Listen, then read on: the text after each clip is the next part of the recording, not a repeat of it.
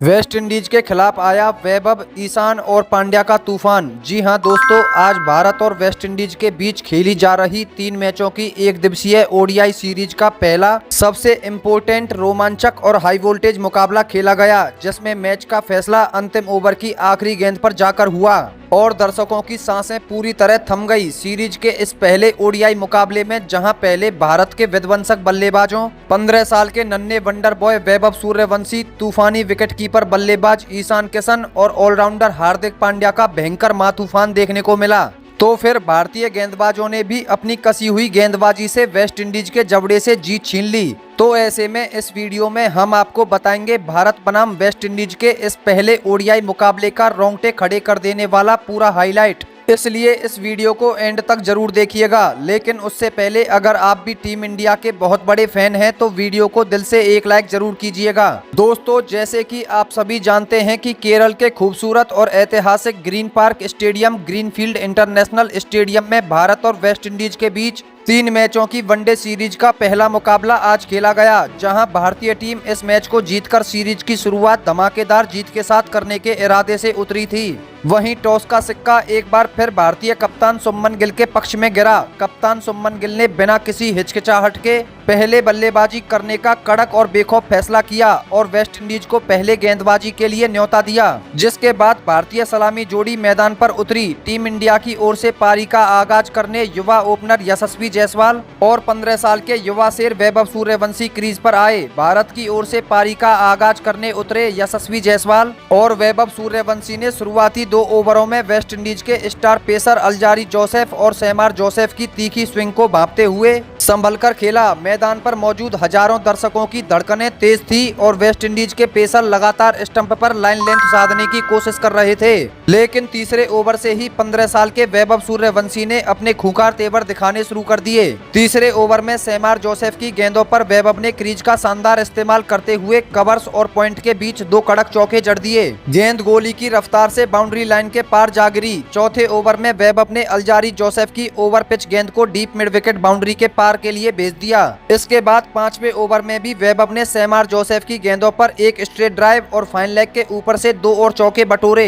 5वें ओवर की अंतिम गेंद पर यशस्वी जायसवाल 12 रन बनाकर अल्जारी जोसेफ का शिकार बन गए। 45 रन पर पहला झटका लगने के बाद मैदान पर आए ईशान किशन। दोनों बल्लेबाजों के इस आक्रामक रूप को देखकर वेस्ट इंडीज के कप्तान साई होप ने छठे ओवर में ही स्पिनर गुड़ाकेश मोती को आक्रमण पर लगा दिया, लेकिन वैभव सूर्यवंशी ने आगे बढ़कर उनके सिर के ऊपर से एक गगनचुम्बी छक्का जड़ दिया। पावर प्ले के 10 ओवर समाप्त होने तक भारत का स्कोर 1 विकेट के नुकसान पर 92 रन पहुंच चुका था। पूरे केरल स्टेडियम में भारत भारत के नारे गूंज रहे थे। पावर प्ले खत्म होने के बाद भी दोनों ओर से बाउंड्रीज का सिलसिला थमा नहीं। वेस्ट इंडीज के कप्तान ने गेंदबाजों के बदलाव का हर पैंतरा आजमाया, लेकिन भारतीय बल्लेबाजों का मूड आज कुछ और ही था। 14वें ओवर में वैभव सूर्यवंशी ने मात्र 24 गेंदों में अपना तूफानी अर्धशतक पूरा कर लिया। ईशान किशन ने एक छोर से कड़क अंदाज में शॉट्स खेले और अपने सिग्नेचर पुल शॉट से छक्के जड़ते रहे, जबकि दूसरे छोर से 15 साल के वैभव सूर्यवंशी ने खारी पियरे और अल्जारी जोसेफ के स्पेल पर चौकों की भयंकर बरसात कर दी।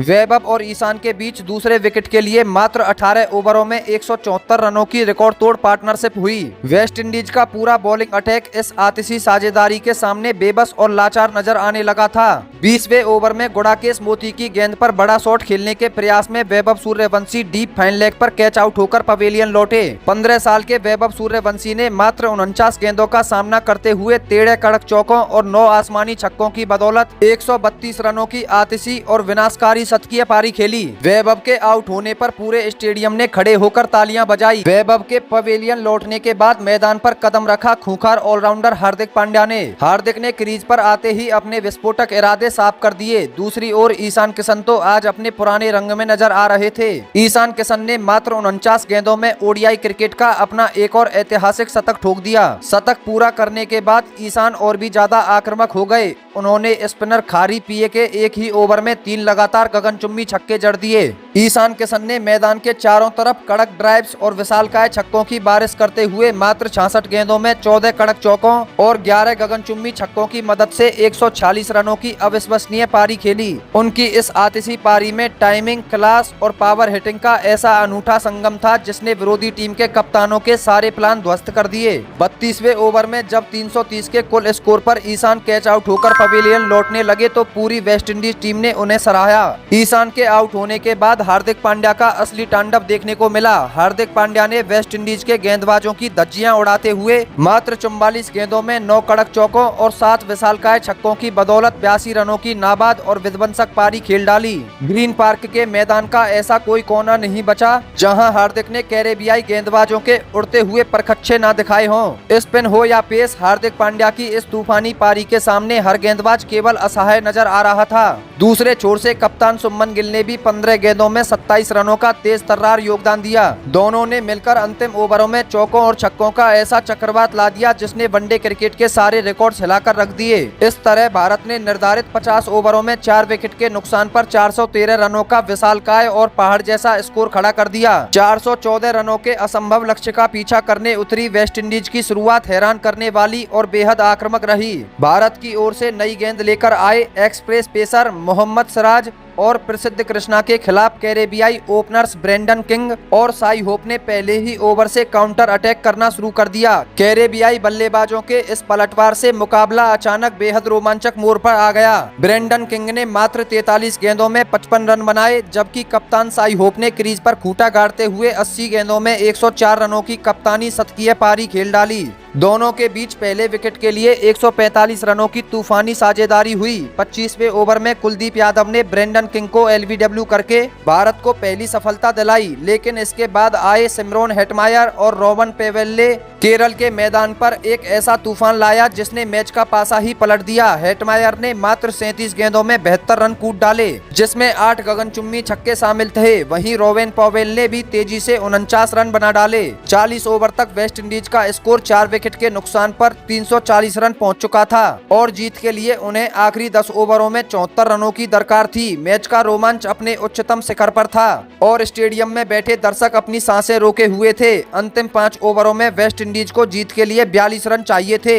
45वें ओवर में जसप्रीत बुमराह ने अपनी खौफनाक यॉर्कर पर खतरनाक दिख रहे हेटमायर को क्लीन बोल्ड करके मैच में भारत की वापसी कराई। इसके बाद हार्दिक पांड्या ने अपने अनुभव का परिचय देते हुए रोवेन पवेल को बाउंड्री पर कैच आउट कराया। अंतिम ओवर में वेस्टइंडीज को जीत के लिए पूरे 15 रनों की आवश्यकता थी और उनका 9वां विकेट क्रीज पर था। गेंद हार्दिक पांड्या के हाथों में थी। पहली गेंद पर और दूसरी गेंद पर चौका पड़ जाने के बाद 4 गेंदों में 5 रनों की जरूरत रह गई और भारतीय फैंस की सांसें अटक गई, लेकिन हार्दिक पांड्या ने अगली 2 गेंदें डॉट फेंकी। 5वीं गेंद पर 2 रन बने।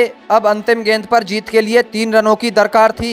हार्दिक पांड्या ने एक तीखी स्लोअर बाउंसर फेंकी जिस पर बल्लेबाज बड़ा शॉट खेलने के चक्कर में मिड ऑन पर प्रसिद्ध कृष्णा को कैच थमा बैठा। वेस्ट इंडीज की पूरी टीम 49.6 ओवरों में 411 रनों पर ढेर हो गई और भारतीय टीम ने यह पहला ओडीआई मुकाबला मात्र 2 रनों के बेहद रोमांचक और सांसें थाम देने वाले अंतर से जीतकर 3 मैचों की ओडीआई सीरीज में 1-0 की मजबूत बढ़त हासिल कर ली। भारत की तरफ से हार्दिक पांड्या और कुलदीप यादव ने 3-3 विकेट झटके जबकि जसप्रीत बुमराह को 2 सफलताएं मिली। आपको बता दें कि यह इस सीरीज का पहला और बेहद रोमांचक मैच था जिसमें भारत ने शानदार जीत दर्ज की। लेकिन दोस्तों, अब आपको क्या लगता है कि इस मैच में वैभव सूर्यवंशी, ईशान किशन और हार्दिक पांड्या में से किस बल्लेबाज की पारी सबसे ज्यादा धमाकेदार थी? अपनी कीमती राय नीचे कमेंट सेक्शन में जरूर दीजिएगा और ऐसी ही शानदार खबरों के लिए वीडियो को लाइक और चैनल को सब्सक्राइब करना ना भूलें। मिलते हैं बहुत जल्द सीरीज के दूसरे मुकाबले के धमाकेदार अपडेट के साथ। तब तक के लिए धन्यवाद, नमस्कार, जय हिंद, वंदे मातरम।